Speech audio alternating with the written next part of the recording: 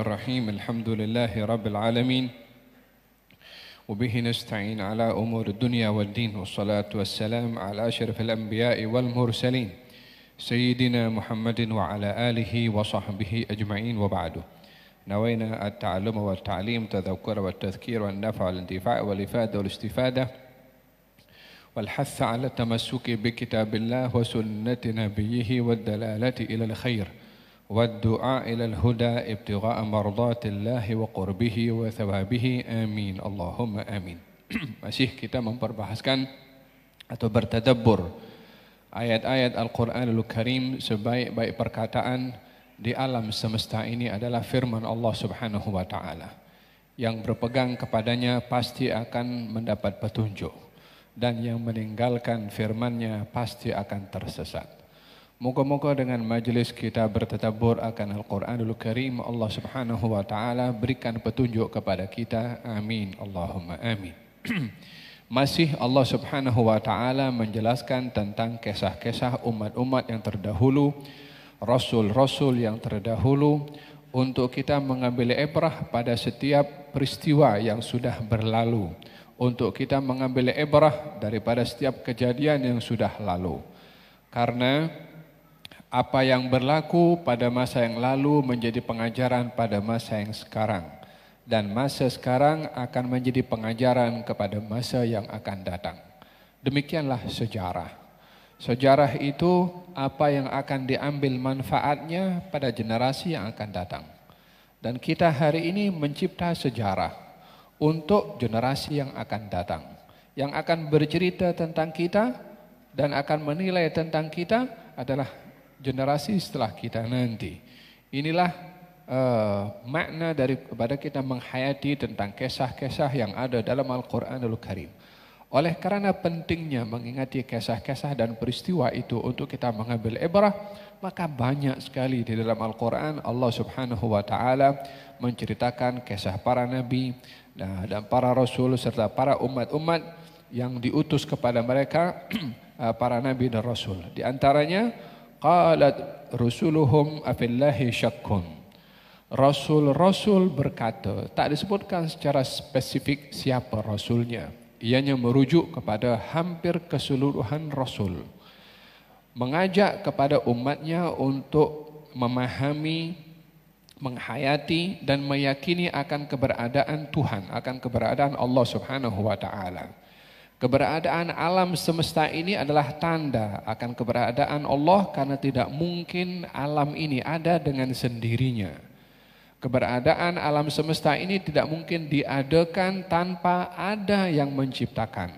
Maka dalam hal ini dikatakan oleh rasul-rasul itu kepada kaumnya, afillahi syakkun, adakah ada keraguan-raguan akan keberadaan Tuhan, akan keberadaan Allah? Dalam Al-Quran ada kalanya soalan bukan menginginkan jawaban, tetapi ianya ingin memberitahukan hakikat yang nyata. Contohnya, kalau saya bertanya, bukankah ini masjid? Siapa yang tak tahu ini masjid?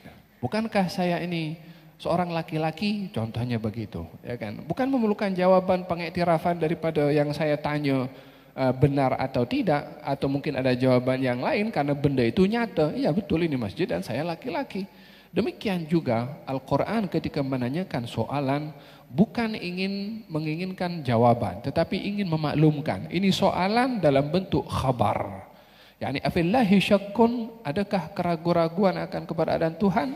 Maksudnya tiada keraguan-raguan akan keberadaan Allah Subhanahu wa Ta'ala. Apa sebab dikatakan tiada keraguan-raguan bahwasanya Allah itu ada? Katanya fatiris samawati wal ard. Dialah yang menciptakan langit dan bumi. Yani kita nampak langit, kita nampak bumi, dan kita nampak planet. Adakah semua ini ada dengan sendirinya, dengan cara sistem yang begitu unik? Kita nampak matahari, ya kita nampak matahari. Matahari terbit dan matahari terbenam. Ini matahari ada, masa kita ada ke? Atau sebelum kita matahari sudah ada? Sebelum kita sudah ada, kita sudah entah generasi yang keberapa sedang menikmati nikmatnya matahari ketika terbit dan ketika terbenam. Demikian juga bulan, demikian juga yang lainnya daripada planet ini. Berapa ramai daripada kaum-kaum generasi sebelum kita yang menikmati matahari. Kemana mereka pergi? Mereka sudah kembali ke alam barzakh. Mataharinya tetap ada, mataharinya tetap terbit, mataharinya tetap terbenam. Selama itu matahari terbit dan terbenam, tak ada yang kontrol, tak ada yang kawal. Manusia hidup mati, hidup mati, hidup. Matahari tetap macam itu, tak berubah sama sekali daripada dulu sampai sekarang. Entah berapa ratus juta, Allahu a'lam berapa lamanya itu matahari. Wujud begitu tanpa ada perubahan, tak ada rosak, tak ada sedikit banyak mungkin pusingannya tak kena ke. Siapa yang kawal? Tidak mungkin hal itu terjadi dengan sendirinya. Demikian juga langit dan juga bumi. Mula dicipta oleh Allah Subhanahu wa taala. Tetap menggantung macam tu. Lah ada tali yang mengikat supaya kalau ada tali, talinya kemana pergi? Kalau diikat ke bawah kemana? Ya subhanallah. Adakah itu semua dengan sistem yang rapi, teratur, ada dengan sendirinya tanpa ada yang menciptakan? Akal tidak akan berbicara seperti itu. Oleh sebab itu dikatakan dalam ayat ini, Rasul-Rasul itu mengajak kepada mereka, dan ini adalah konsep dalam berdakwah kepada orang bukan Islam. Itu yang pertama sekali adalah konsep ketuhanan. Bila kita ingin berdakwah kepada orang bukan Islam, jangan berbicara tentang wudu. Jangan berbicara tentang hal-hal yang membatalkan sholat. Dia tak paham. Dia perlu untuk kenal kepada Allah dulu sebelum diberitahu cara sembahyang dan seterusnya. Oleh sebab itu, di dalam hadis Nabi Muhammad SAW ketika berpesan kepada ahlul kitab, berpesan kepada Mu'ad bin Jabal ketika pergi ke Yaman, katanya kamu akan datang kepada golongan ahlul kitab, ajak mereka supaya beriman kepada Allah. Kalau mereka patuh, ajak mereka supaya sholat 5 waktu. Kalau mereka patuh, beritahukan kepada mereka kalau Allah mewajibkan zakat ke atas harta mereka, diambil daripada harta orang kaya, diberikan kepada orang miskin mereka. Bukan untuk kepentingan yang mengambil, tapi kepentingan orang lain yang susah. Di sini Nabi meletakkan konsep dalam berdakwah. Perhatikan pada hadis ini katanya, ajak mereka beriman kepada Allah dulu. So kita tidak bahas tentang sholat, kita tidak bahas tentang zakat, kita tidak bahas tentang haji kepada orang bukan Islam. Karena mereka kalaupun mereka sholat, tidak sah sholatnya kalau tidak mengucap la ilaha illallah. Kalau bukan berpuasa pun juga tak sah puasanya. Kalau mereka pergi ke haji pun juga tak sah hajinya. Karena semua ibadah itu bergantung kepada yang pertama tadi, yaitu mengucap 2 kalimat syahadah. Oleh sebab itu Nabi berpesan kepada Mu'ad, kamu akan datang kepada golongan ahlul kitab. Di sini ada fiqhud da'wah, ma'rifatul makhtubin atau mukhatabin. Salah satu fiqh dalam berdakwah itu mengenal pasti audiens. Mengenal pasti audiens. Dengan siapa kita berdakwah? Dengan siapa kita bercakap? Bila bercakap dengan orang bukan Islam dan berbicara tentang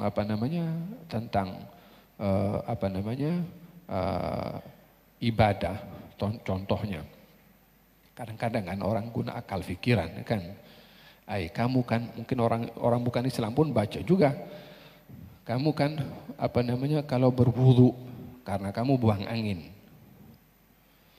Ya kan? Atau kamu buang air kecil. Kenapa ketika hendak berwudu yang dibersihkan wajahnya, tangannya, kepalanya dan kakinya? Kenapa bukan tempat keluarnya najis yang kamu basuh? Ya kan, orang buang angin batal wudu. Kenapa yang dibasuh wajah, tangan, kepala dan kaki? Kadang-kadang berbicara demikian. Untuk menjawab soalan seperti ini, nak dijawab dengan apapun tetap mereka tak akan paham, disebabkan mereka tidak beriman kepada yang suruh kita berwudu kalau kita buang angin. Sebagai seorang muslim, kita tidak pernah pertikai. Walaupun kita tak paham, tapi tetap kita buat. Ayo, siapa di antara kita yang kalau buang angin saya tak akan berwudu kecuali dengan kita bersihkan tempat keluarnya angin itu kita nak sembahyang. Ada yang berbuat seperti itu? Tak ada. Walaupun dia tak paham, walaupun dia tak reti apa sebabnya, tapi tetap dia buat wudu untuk dia salat. Dengan bangun tidur dan seterusnya. Apa sebabnya? Sebab dia tahu sebagai seorang mukmin, Quran suruh macam tu. Paham tak paham lain cerita. Tapi bagi orang bukan Islam, pembahasannya bukan kepada kenapa kita mesti berwudu karena kita buang angin.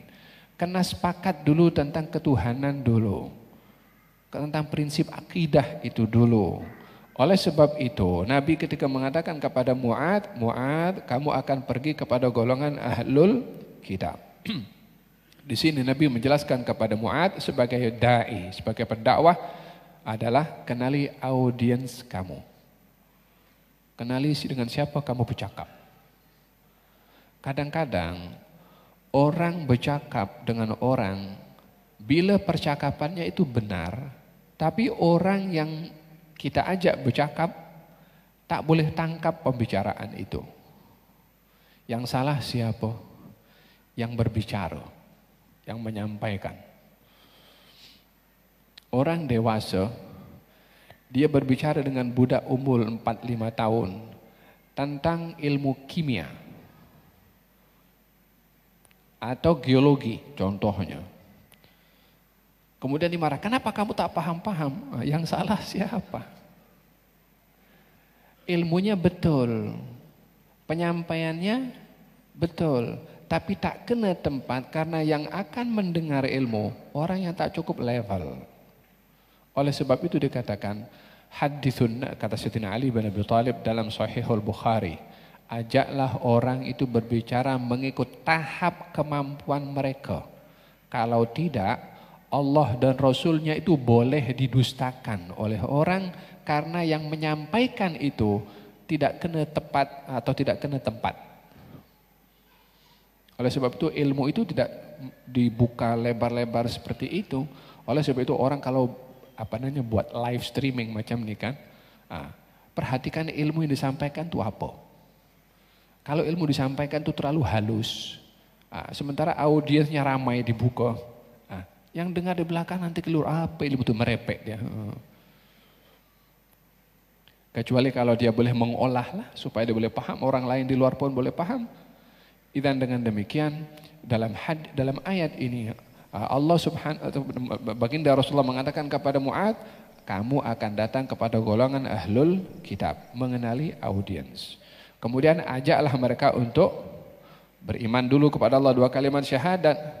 Kalau kita datang kepada orang Islam, semuanya muslimin, jom kita masuk Islam semua, mengucap 2 kalimat syahadat. Kita sudah orang Islam, ya kita ajarkan tentang hukum hakam Islam karena sudah Islam. Kalau belum Islam, dikenalkan dulu tentang Islam itu apa prinsip-prinsipnya, apa rukun-rukunnya, barulah kepada langkah yang berikutnya. Kamu akan datang kepada orang bukan Islam, ajaklah mereka mengucap 2 kalimat syahadah. Kalau mereka taat, ajaklah mereka sholat.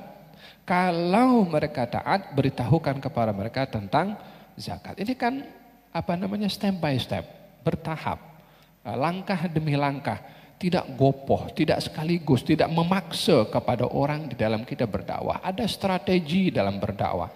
Kadang-kadang tindakan pendakwah itu kalau kaku, kalau kasar akan menyebabkan tanfir. yakni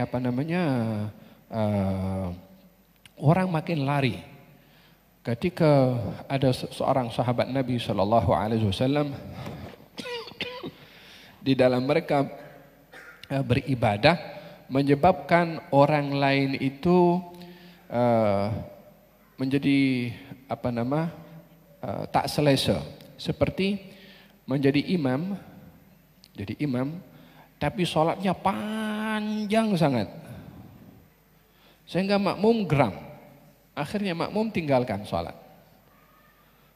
Pada hakikatnya sholat itu panjang kan banyak pahalanya, tapi oleh karena berkait dengan orang, sudah tak boleh mengukur kepada dirinya sendiri. Kata Nabi, inna minkum munaffirin, ada di antara kamu itu yang perangainya menyebabkan orang lain lari daripada kamu, lari daripada agama. Karena sikap kamu, sikap orang yang beragama. Kadang-kadang sikap orang beragama menyebabkan orang lain lari daripada agama. Karena tidak tepat dalam memilih cara untuk mendekatkan orang kepada agama. Inna minkum munafirin, inna fikum munafirin. Di antara kamu ada yang punya perangai suka menyebabkan orang lain lari daripada agama.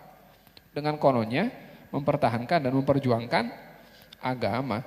Kan berapa banyak zaman kita sekarang orang menggunakan agama yang menyebabkan orang benci kepada agama. Karena sikap orang-orang beragama.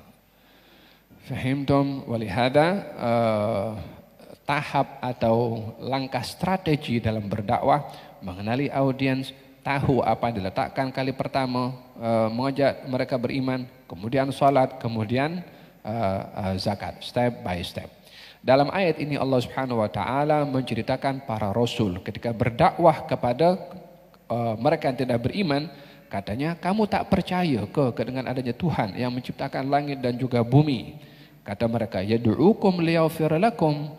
Ini Tuhan kamu mengajak kamu beriman kepadanya untuk kamu diberi ampun, untuk kamu diberi maaf, untuk kamu diberi rahmat. Liyaghfira lakum, untuk mengampuni kamu, maksudnya merahmati kamu. Dengan kamu beriman, kamu akan dirahmati. Min dzunubikum, akan diampunkan dosa-dosa kamu. Wa yuakhirkum ila ajalin musamma, atau ditunda oleh Allah kepada waktu yang ditentukan. Kalau kamu tidak beriman, kalau kamu tidak insaf, kalau kamu tidak mahu kembali kepada Allah Subhanahu wa taala, ya mungkin saja kamu boleh hidup. Tapi kehidupan kamu bukan kamu bebas daripada tanggung jawab kepada yang menciptakan kamu itu. Karena kamu dicipta di atas muka bumi ini bukan ikut suka kamu. Bumi yang kamu pijak bukan ibu kamu yang punya atau bapak kamu punya atau kamu sendiri yang punya. Kamu berada di tempat yang Allah sediakan. Kamu berada di satu sekeliling yang diciptakan oleh Allah Subhanahu wa taala, yang menciptakan kamu dan menciptakan bumi yang kamu pijak, meminta kamu kenal kepada Dia, meminta kamu beriman kepada Dia. Itu permintaannya. Maka di sini mereka yang enggan untuk beriman, ya kamu akan tanggung nanti hukumannya. Kalau kamu tidak beriman hari ini, oke, kamu mungkin akan dibiarkan sampai waktu yang dikehendaki oleh Allah Subhanahu wa taala. Bila ajal tiba, wa yuakhirkum ila ajalin musamman, ya nanti akan berjumpa dengan Allah Subhanahu wa taala untuk mempertanggungjawabkan. Bila beriman akan selamat, bila tidak maka hukuman yang akan didapat. Qalu in antum illa basyarum mithluna. Kaum yang diajak untuk beriman hanya mengatakan kepada para rasul, in antum illa basyarun mithluna. Kamu ini manusia seperti kami. Apa bezanya kamu dengan kami? Kata kaum. Sikap orang bila melihat kepada orang yang sebaya, yang sama, maka tidak akan melihat kepada orang itu kelebihan. Dan itu normal, biasa berlaku. Apa yang menyebabkan saya boleh percaya kepada orang lain kalau sama-sama manusia? Orang membawa kabar kepada saya, apa yang boleh meyakinkan kabar itu betul sehingga saya boleh percaya dengan kabar yang dia bawa. Saya bukan orang bodoh hanya menjadi sumber orang bagi tahu, saya terima semuanya. Saya diberi akal oleh Allah untuk saya timbang apa yang sampai kepada saya terima atau tidak. Dengan begitu, apa saja berita yang sampai kepada saya, apa yang menyebabkan berita itu mesti saya terima, mesti ada penguatnya, mesti ada buktinya. Oleh sebab itu dihantarkan oleh Allah para nabi dan rasul dengan mukjizat, supaya orang-orang kaum itu percaya dengan rasul itu dengan mukjizat yang dibawa oleh nabi dan rasul tersebut. Walaupun dalam beberapa hal tidak perlu mukjizat pun tetap mesti percaya. Apa sebabnya? Contohnya seperti Rasul mengajak kepada orang beriman kepada Allah yang menciptakan segala-galanya. Itu kan sudah sangat rasional. Tidak mungkin ini dunia ada tanpa ada menciptakan. Tapi lebih daripada itu juga masih dihantarkan atau diberikan mukjizat oleh Allah Subhanahu wa taala. Mereka mengatakan, in antum illa basyarum mithluna turiduna an tasudduna amma kana ya'budu abauna. Kamu ini manusia seperti kami, apa yang melebihkan kamu daripada kami? Kamu hanya sekedar mempunyai misi untuk mengeluarkan kami daripada agama nenek moyang kami. Ini ayat berbicara tentang taklid. Apa itu taklid? Mengikut. Pak turut. Ikut kepada apa yang dibuat orang-orang sebelumnya. Apa hukum orang mengikuti orang-orang sebelumnya? Apa sikap atau benarkah seorang itu dilarang mengikuti pendahulunya?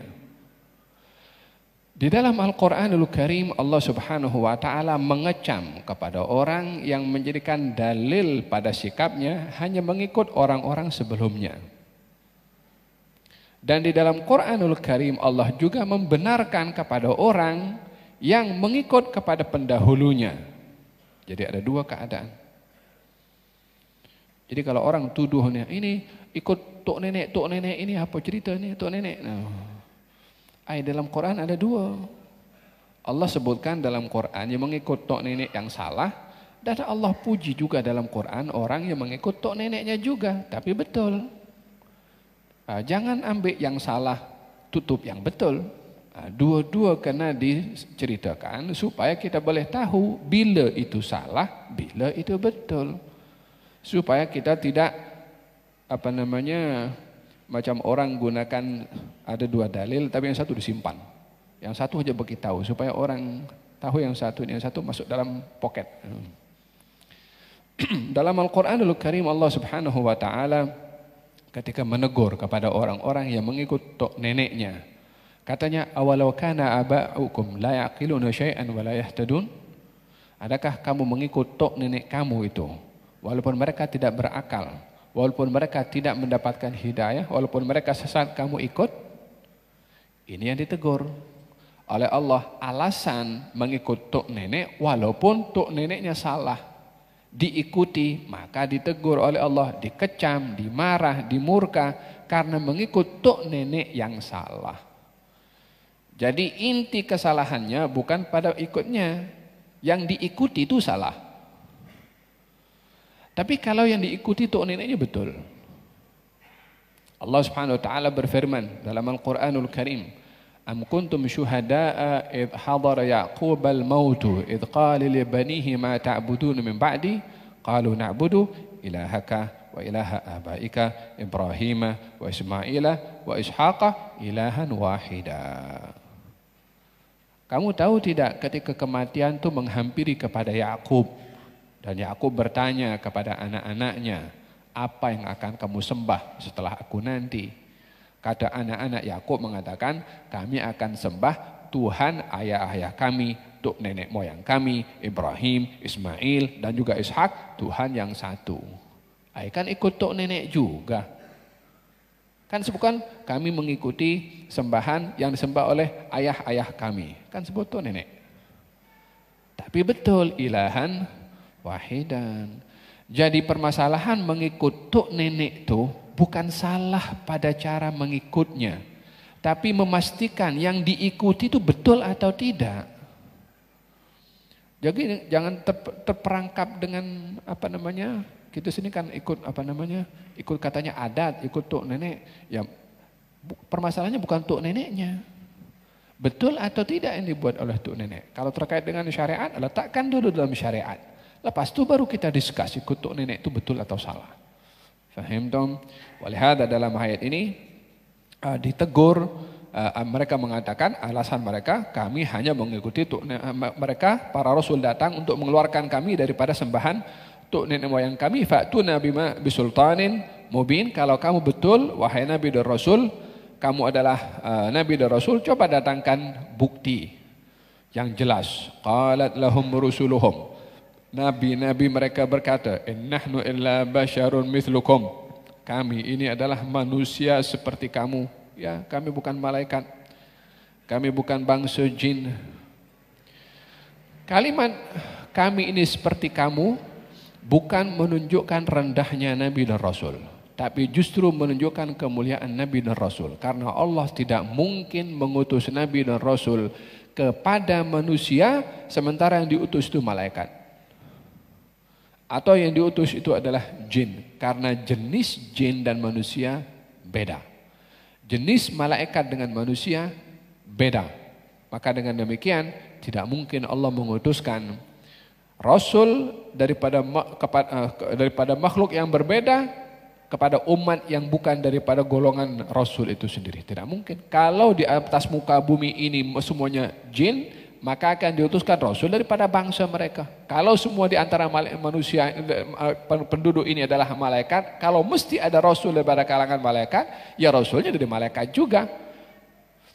Tapi dalam hal ini dipilihnya manusia sebagai Nabi dan Rasul kepada manusia disebabkan oleh karena sirrul khilafah yang diberikan oleh Allah kepada manusia bukan kepada jin. Dengan demikian manusia memiliki keutamaan, kelebihan untuk menjadi Nabi dan Rasul bukan kepada manusia saja tapi kepada jin. Tapi tidak ada, kalaupun di dalam bangsa jin itu ada Rasul, tidak ada Rasul jin menjadi Rasul kepada manusia. Ya memang dalam ilmu tafsir atau dalam pendapat ulama-ulama kita ada mengatakan ada Nabi dan Rasul daripada kalangan jin. Hatta yang berpendapat kalau di kalangan jin itu ada Nabi dan Rasul, tak seorang pun daripada mereka mengatakan Nabi dan Rasul daripada kalangan jin itu adalah Nabi dan Rasul kepada manusia. Tidak. Tapi yang mengatakan manusia, Nabi dan Rasul daripada kalangan manusia, Nabi dan Rasul kepada jin, ya. Quran cerita macam tu. Surat dalam Quran, surat jin, diceritakan jin beriman kepada Rasulullah ketika Nabi salat, balik daripada Taif Nabi salat, jin mendengarkan bacaan Quran Nabi dan kembali ke kaumnya, beriman kepada Nabi Muhammad SAW, memberitahukan kepada kaumnya. Jin beriman kepada manusia, ya, tapi tidak pernah dengar ada manusia beriman kepada Rasul daripada golongan jin. Dan dengan demikian, Nabi daripada kalangan manusia adalah tasyrif, penghormatan kepada manusia itu sendiri lebih daripada yang lainnya. Apa yang ada pada manusia? Adakah manusia punya kekuatan sama dengan jin? Dari segi fisikal, jin jauh lebih kuat daripada manusia. Jin boleh menempuh ke atas angkasa ini tanpa memerlukan roket untuk nak membawa jin naik ke atas. Jin tidak memerlukan oksigen untuk dia terbang ke atas karena akan melepasi ruang hampa udara. Katanya. Jin tak perlu itu. Dia ada kekuatan tersendiri, ya subhanallah. Allah kasih kepada jin untuk boleh menembus sampai ke wa inna kunna naq'udu maqa'ida lis-sam'i faman yastami'il ana yajid lahu shihaban rasada. Dalam Quran Allah cerita dulu di atas itu ada stesen-stesen jin untuk duduk di atas dan curi informasi daripada kalangan malaikat. Maknanya posisinya jin di atas dekat dengan langit karena communicate malaikat itu di langit. Mana ada orang boleh tepus, sekarang pun orang astronot pun sampai ke bintang, itu pun diragukan betul atau tidak. Allah alam, kita tak tuduh, hanya orang kata macam tu. Tapi jin boleh tembus ke atas tanpa perlu oksigen, tanpa perlu apa-apa.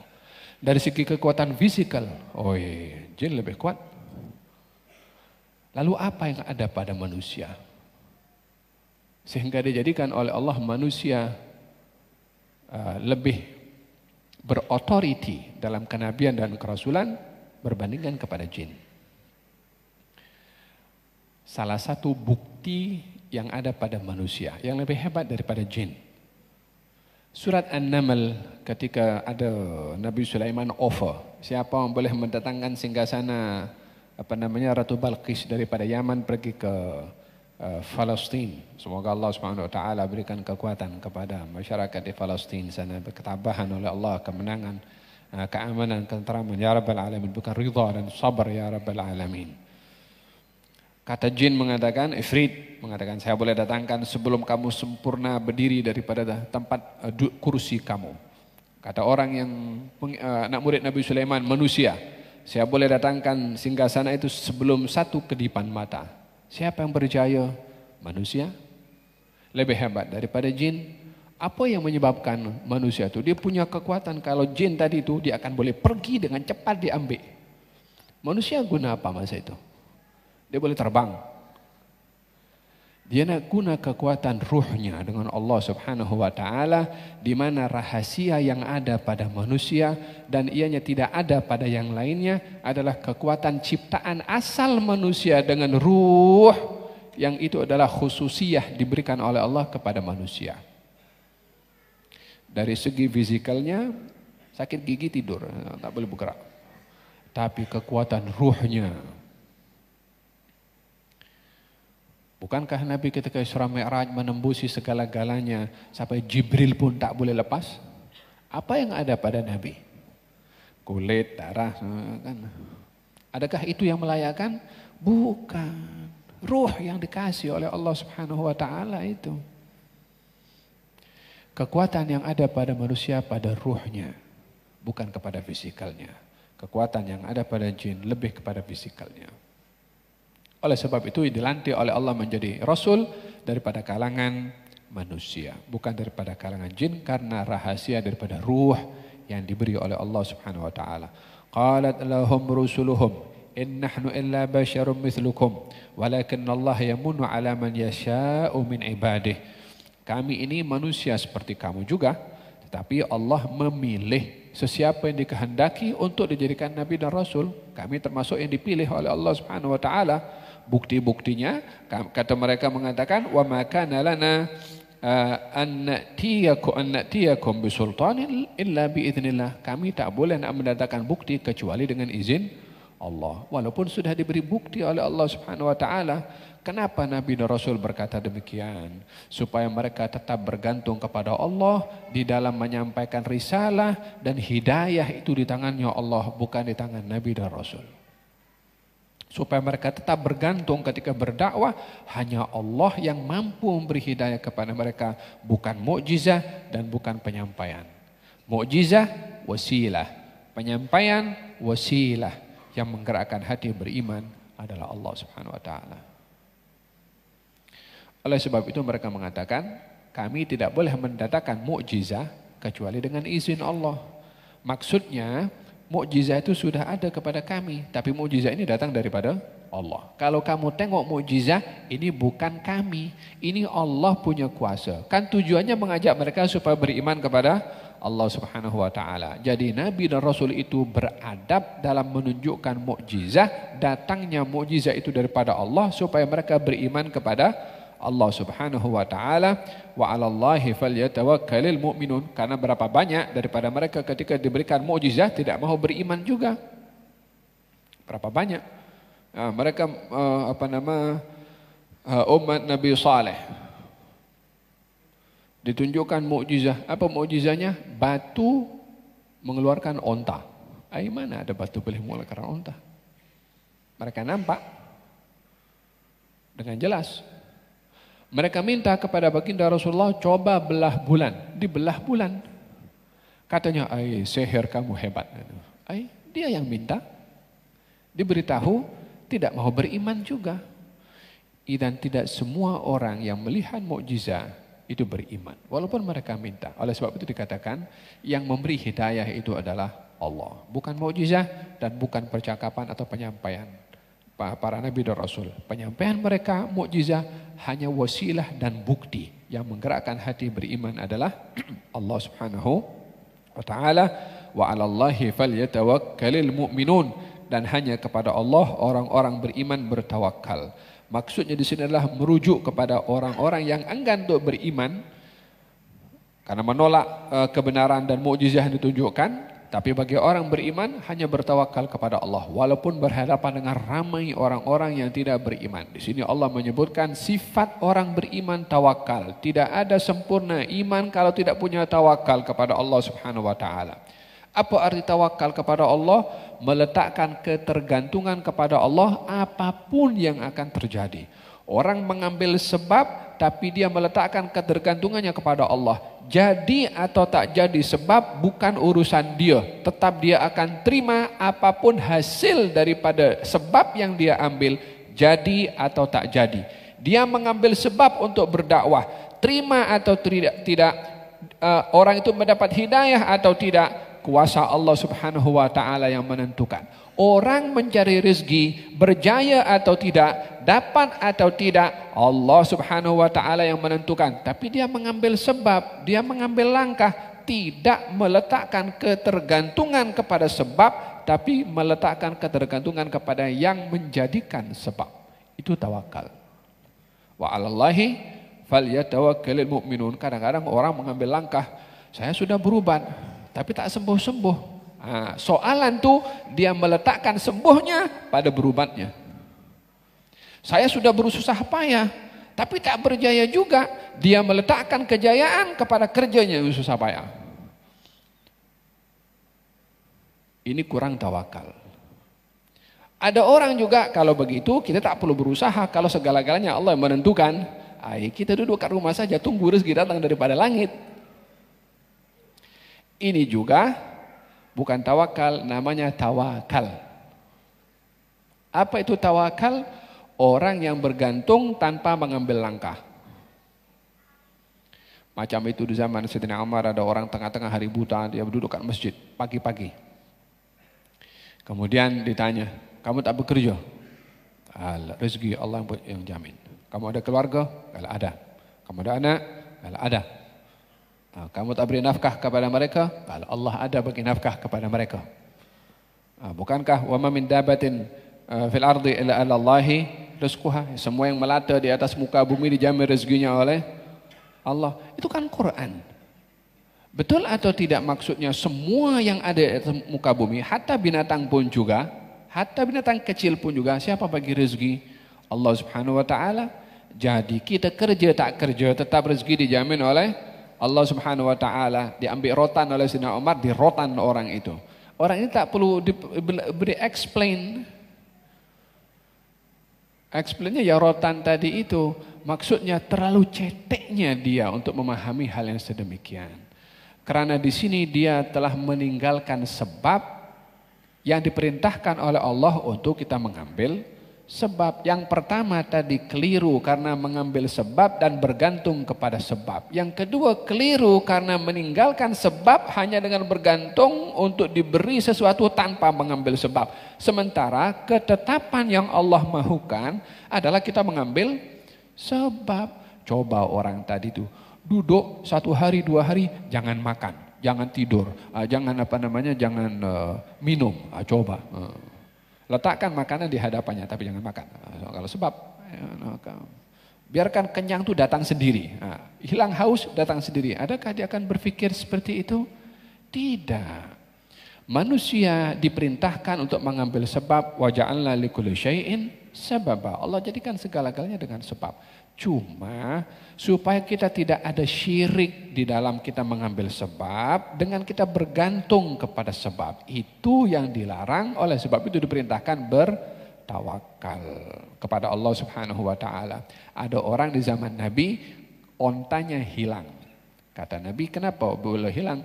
Kamu tak ikat ke?" Katanya, "Tidak." "Kenapa kamu tidak ikat?" "Saya bertawakal kepada Allah." Macam orang datang bagaimana majelis kah? Kunci kereta di dalam kereta, di tingkap dibuka, di-on-kan lagi. Kemudian tinggalkan masuk masjid. Apa sebabnya? Kita tawakal kepada Allah Subhanahu wa taala. Ini bukan tawakal, ini namanya beri peluang kepada orang untuk curi dia punya kereta. Kata Nabi, "Iqilha fatawakkal." Ikat itu onta, lepas itu kamu tawakal. Ikatnya sebab. Apa yang berlaku setelah sebab, onta itu kekal ada atau hilang, itu sudah urusannya Allah Subhanahu wa taala atas apa yang berlaku setelah kita mengambil sebab. Ada 2 yang keliru dalam hal ini. Orang mengambil sebab dan bergantung kepada sebab tidak bertawakal. Orang yang dia tak mengambil sebab dan hanya mendakwa Allah lah yang memberikan segala-galanya dan itu adalah tawakal, itu juga yang keliru. Yang benar adalah mengambil sebab dan meletakkan ketergantungan kepada yang menjadikan sebab. Wa 'alallahi falyatawakkalul mu'minun. Naam. Wa ma lana alla natawakkal 'ala Allah wa qad hadana subulana. Kenapa kita tak mau bertawakal kepada Allah? Kan Allah sudah beri hidayah kepada kami. Walanasbiranna ala ma adaitumuna. Kami akan bersabar ke atas apa saja yang kamu telah sakiti dan ganggu kepada kami. Di sini Nabi dan Rasul mengambil sikap bersabar kepada gangguan orang. Berhadapan dengan musuh, ada kalanya bersabar, ada kalanya melawan. Bukan kalau kita bersabar, kita dianggap lemah. Dengan mengatakan sampai bila kita akan bersabar. Jika dikatakan bersabar itu lemah, kenapa dalam ayat ini walanasbiranna ala ma adaitumuna? Kami akan bersabar atas apa saja yang kamu ganggu kami, kamu sakiti kami, kamu tindas kami. Ketika Bani Israel mengatakan kepada Nabi Musa, isbiru, sabar saja kamu atas apa yang berlaku. Perintahnya bersabar. Dalam ayat yang lain, Allah Subhanahu wa taala berfirman, ya ayuhan nabi jahidul kuffar. Wahai seorang nabi, perangilah orang-orang kafir, yakni orang kafir yang memerangi kepada baginda Rasulullah. Jadi dalam hal ini ada kalanya sikap itu bersabar menghadapkan gangguan dan tekanan, ada kalanya kita perlu untuk melawan berhadapan dengan gangguan dan juga tekanan. Bila kita bersabar, bila kita melawan, situasi yang menentukan, keadaan yang menentukan. Nabi SAW 13 tahun berada di Mekah, diseksa atau tidak? Diseksa, disakiti. Beberapa kali ingin dibunuh, diembargo, diboykot selama 3 tahun sampai makan daun. Tak boleh ke Nabi itu minta, ya Allah sediakan aku senjata dan biarkan bersama dengan kanan kiri aku Jibril dan Mikail. Boleh atau tidak? Boleh saja kalau mau hadapan dalam sekelip mata, boleh apa saja terjadi. Tapi bukan itu ketetapan yang Allah mahukan. Supaya kita tidak manja dalam berhadapan dengan dugaan sekelip mata selesai masalah. Tidak begitu. Nabi itu berdakwah sampai 23 tahun. Yang berlaku di Palestina sekarang. Adakah kita mau sekelip mata terus kelebihan karamah berlaku? Kalau ikut keinginan, ya karena kita terbawa dengan emosi. Lebih daripada kita membaca dan mencari hikmah di setiap apa yang berlaku. Peperangan ini macam-macam. Ya kan, Hiroshima dan Nagasaki itu berapa korban yang terjadi. Dan dalam hal ini mengambil ibrah daripada apa yang berlaku adalah bahagian penting daripada mengingati hal-hal yang sudah berlaku pada satu ketika dahulu. Idan saya katakan ada kalanya senjata, benteng bagi seseorang, bagi satu kaum dengan bersabar. Ada kalanya kita perlu berperang. Yang mana satu daripada keduanya patut didahulukan? Situasi yang menentukan, keadaan yang menentukan, dan panduan daripada agama yang menentukan bila kita bersabar dan bila kita berperang. Nabi berhijrah 1 tahun pertama katanya, ya Rasulullah, bila kita nak berjihad, bila kita nak berperang? Sudah ada kekuatan. Nabi kata belum diperintah lagi, belum ada izin. Supaya peperangan tidak hanya bermotifkan emosi, tapi bermotifkan perintah daripada Allah untuk menegakkan kalimatnya Allah Subhanahu wa taala. Mana-mana peperangan dilakukan oleh sesiapa saja, jika motifnya bukan untuk menegakkan kalimat Allah, maka tidak dinamakan jihad. Kalau motifnya bukan menegakkan kalimat Allah Subhanahu wa taala. Katanya, ya Rasulullah, ada orang berperang untuk kabilahnya, untuk karena emosinya, karena untuk dirinya. Yang mana satu yang jihad?